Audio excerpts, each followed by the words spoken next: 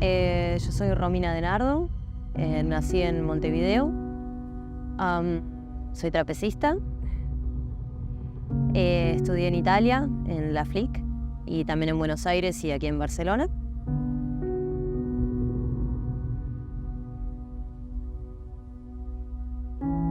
En el EP voy a presentar un fragmento de D'Amore di Pepperoni, que es mi primera creación, y que fue un ejercicio un poco difícil porque es un espectáculo con una línea dramatúrgica muy cinematográfica, lo que significa que principio, desarrollo y final. Y bueno, para no hacer un to be continued era como comprimir el espectáculo más que hacer un fragmento.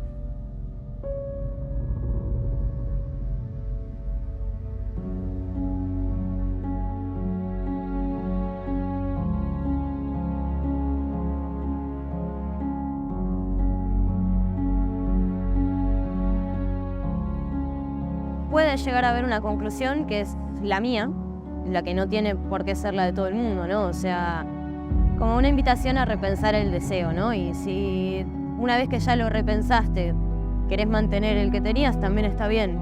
O modificarlo, o qué sé yo.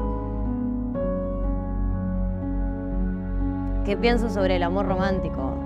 Creo que es una contradicción súper grande, ¿no? O sea, que llevamos toda la vida teniendo muchísimos estímulos de cosas que al final no te das cuenta cuál es la línea entre aquello que a ti te gusta realmente o eso que te gusta porque lo viste en la televisión cuando tenías 10 años.